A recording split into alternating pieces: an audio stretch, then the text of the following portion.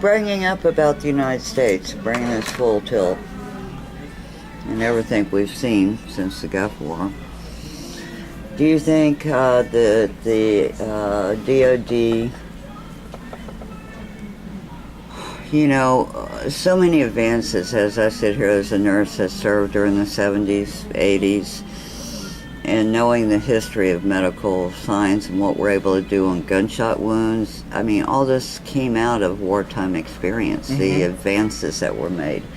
Helicopter transport, that golden 60 minutes, and bringing back from Vietnam and getting air flight helicopter at every civilian hospital almost.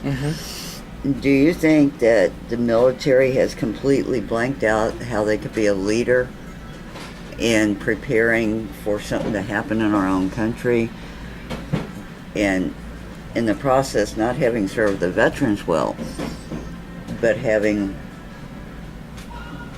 not moved the preparation forward for the civilian population at large? From a historical point of view, no nation on this planet has ever escaped war. We done had our Revolutionary War. We done had the War of 1812. We done had the Civil War. Something on a giant scale is going to give one day. You cannot hide. Look at our own movies. Where do you hide? How long do you hide? Our classic movie, Charlton Heston and Omega Man, I say use that as a training film and strap yourself in. What would you say to young people that are thinking about joining the military? Know what you're getting yourself into. Just don't join for the education. Because the military, our military is a lifelong learning system. Okay.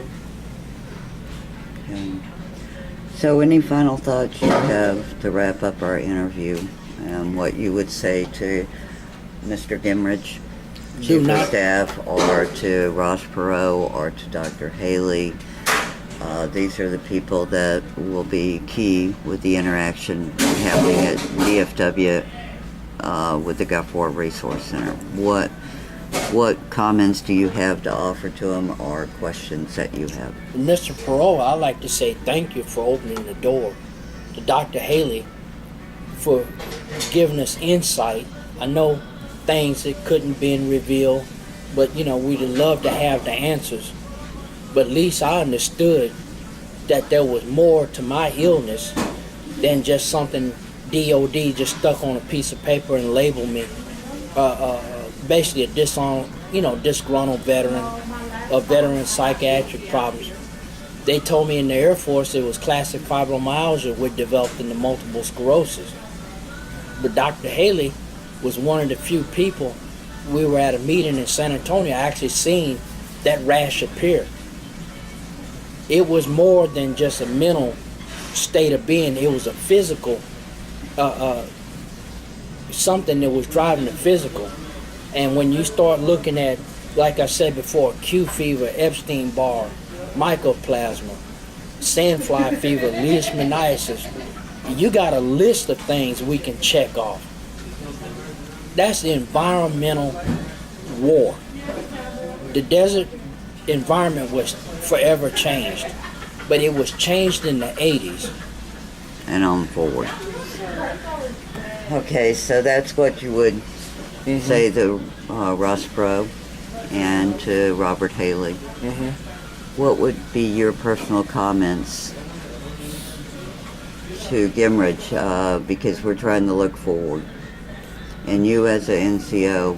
Find the staff NCOs who were actually in place at different locations over a different period of time, so you can get a full picture, not a snapshot of just one tiny event.